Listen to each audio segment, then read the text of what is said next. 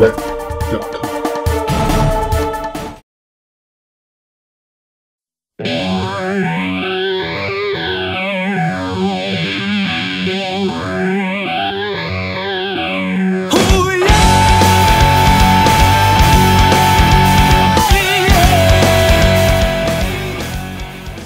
Hey, what's up guys? This is Hans from the Eclectic Podcast, and today we're going to be taking a look at Neo Arts Toys NT09 Leonidas Beast Muscle.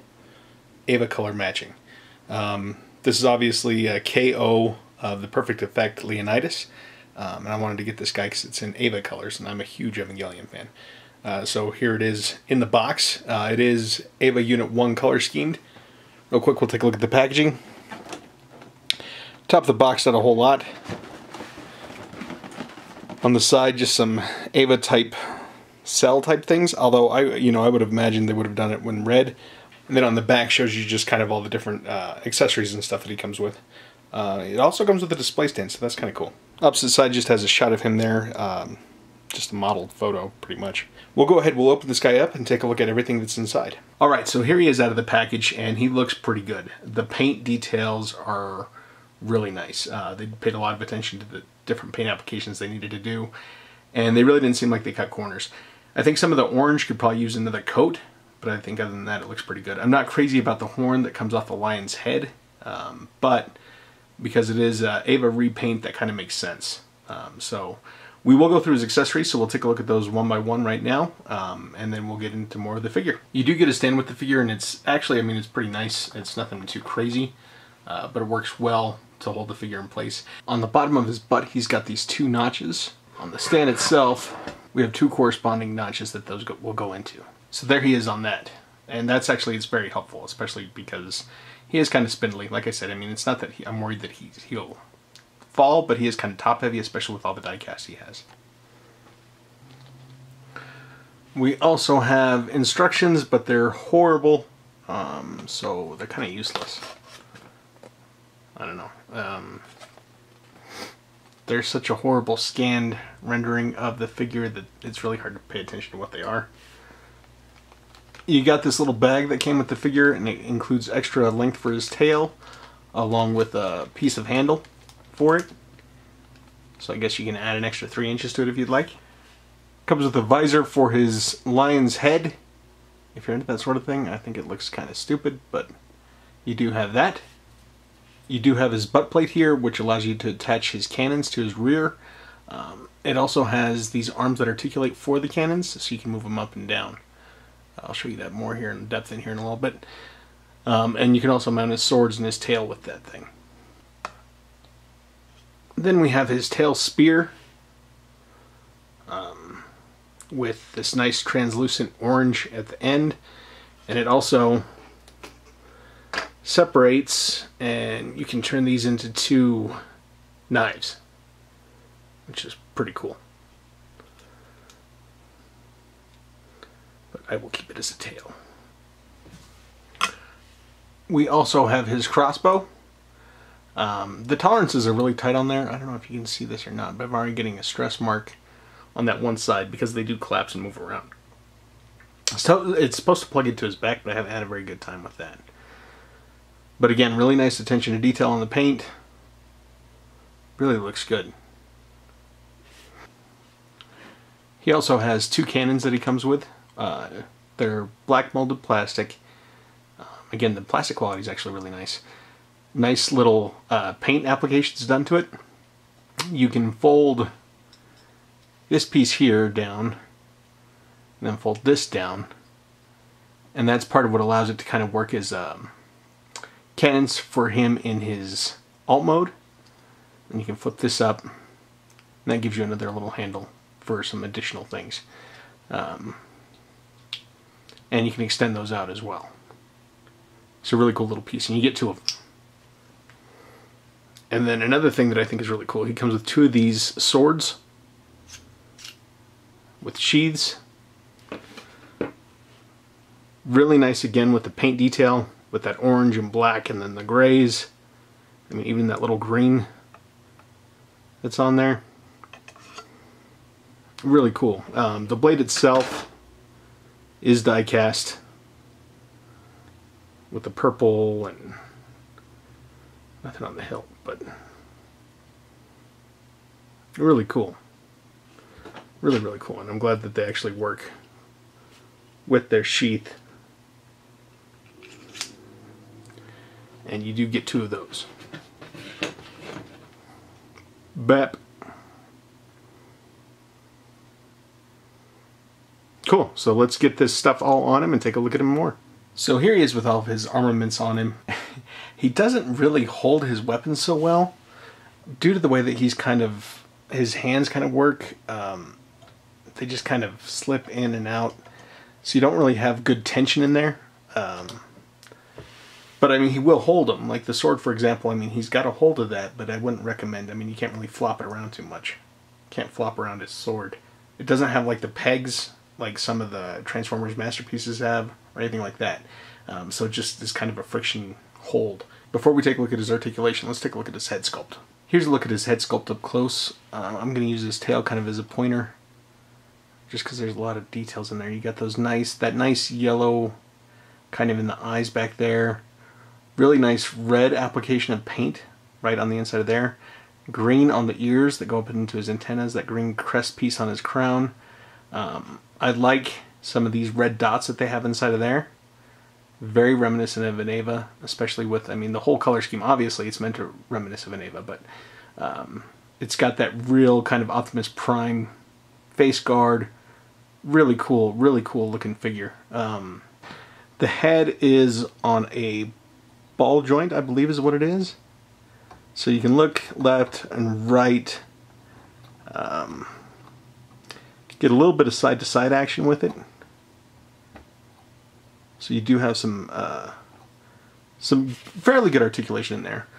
Something else I wanted to point out, let's move down a little bit here. Because it is an Eva, we do also have a core instead of a matrix.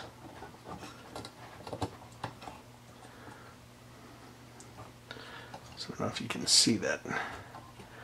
Really nice attention to detail in there. I kind of like the breakup to the way the color scheme changes once you open up that chest piece. And again, just kind of continuing on here in his torso area, that's very reminiscent of an Eva torso. And I think it's kind of inherent with the way the figure was designed. But Evangelions are really kind of spindly figures, and this kind of really captures that. I know it was intentional, but the intention of the original sculpt that Perfect Effect had done was its own creation. It just, with Eva, it just works really well, especially with this color scheme. Moving further down, again, really nice paint, attention to paint on the thighs there, and then the green going into the knees. As we come down to the actual knee pads themselves, again, that kind of that offset grayish blue, and then that orange and green and purple.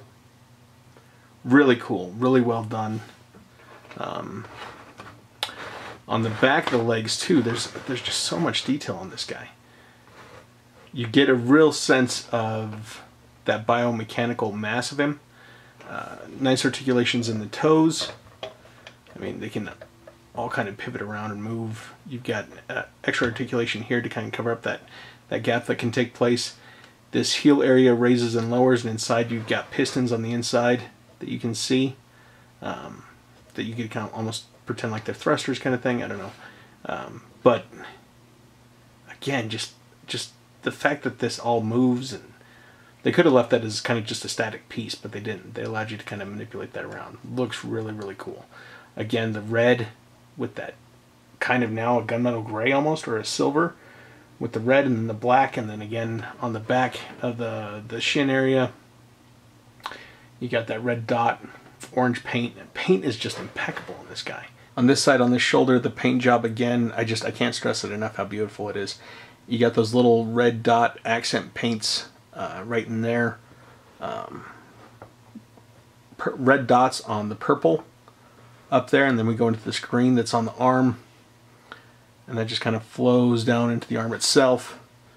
Again, with nice orange paint accents in there.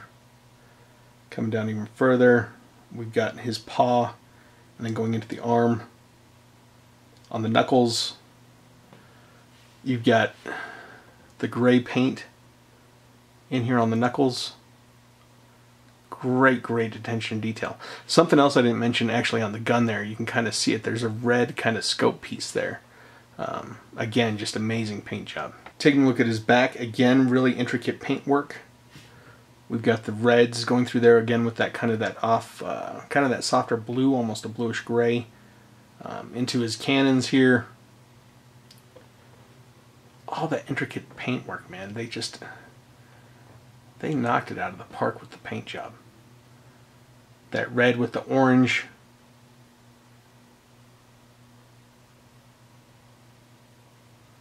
Looks phenomenal. The cool thing too is that the stand works because you can lift that tail up and get him up kind of in there. Again, on the shoulder here with the lion's head, real nice work with the paint. I don't see really any misses or oversprays anywhere. I mean, I see some areas where it could have used an extra coat, but nothing that I'm just like, man, that needs more work. Look at that.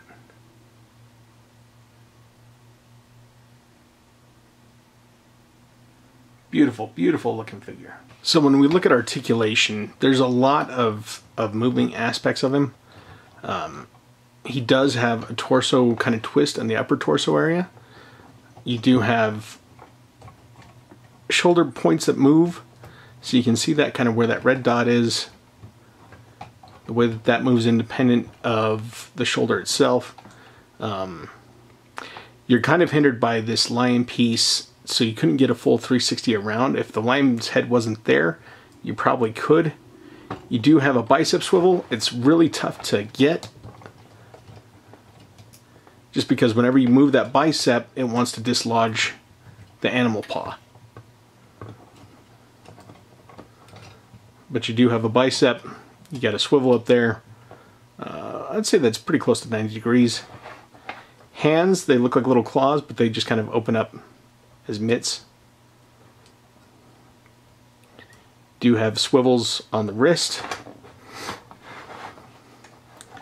Opposite side, same thing. We'll probably be able to see a little bit better range. I mean, if you lift this up, apologize if I'm getting out of focus here. If you lift up his arm without moving his torso, get about that high up, and that comes off really easy. But again, you got the bicep swivel. I mean, you got some really good articulation in this upper torso area. You do have a waist swivel. You've got kind of two molded pieces kind of that join all this stuff together. So you got this as one section, the chest is one top part, and then the bottom lower leg area. Legs can get up that high. Like I said, they can go about that far back. On the back side, you kind of get hindered by his kibble from his weapons and everything. You get it about that far back. The leg area, the knee gets you about there. A little bit, I'd say pretty close to 90 degrees. You do have an upper thigh swivel because it's on a ball joint up there. As for the toes, all three are kind of, you got your own individual articulation with the toes. They're on a rocker up on the front, I think. Then you got ankle tilt, and you can adjust this ankle piece here. So, I mean, you've got quite a range of motion with him. As for transformation on the figure, there's not a whole lot to it. It's just basically putting him into all fours. So I'm not going to go through transformation with him. It's kind of a mess. But we will jump to him in his lion mode. So here he is in his lion mode, and I mean, it's like I said, it's pretty much what you'd expect. It's a bot figure with his legs bent backwards on all fours. I mean, I guess it works for what it is, but not too terribly impressive. I really like it in bot mode. His robot mode is just amazing. The amount of detail, the paint, and even this, I mean, looks great. I mean, especially all the paint details, again, that you saw in his robot mode, in this alt mode like this. I mean, they pop. I can't say it enough. I think these guys really knocked it out of the park in regards to that, with the paint detail and just kind of the sculpting and some of the work that they've done. There's a lot of die cast in him. He's really heavy, and he's got some great articulation. He's more of a statue piece. That's the way I see it. It's not something I'd want to necessarily give to a child to play with. Aside from the fact that swords could take out an eye or something like that, it's kind of wonky. But as kind of a collector and just as a piece to kind of have on display, I think it looks really amazing, and I think it works really well. The horn has been kind of problematic. It keeps on kind of falling out. I'm not crazy about lion with a unicorn's horn anyways, but at the same time, because it is an Ava kind of repaint, it makes sense to me. Something else to note is that you don't really have to take apart any of his stuff to get him into this mode. Everything can kind of stay intact and on him while you transform him into this version of himself. And I just think, bang for the buck, I think it's a good way to get your hands on a knockoff of the perfect effect, especially if you're an Ava fan. So, anyways, guys, thank you for watching. Peace out, and we will talk to you soon. Bye.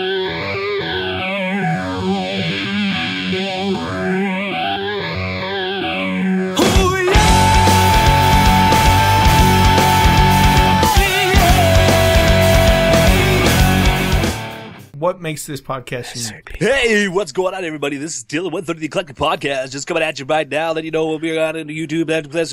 You know what I'm saying? Yeah, come on back now. Be the third subscriber. You get absolutely nothing. Thank you so much. And please listen to the Eclectic Podcast because we are amazeballs.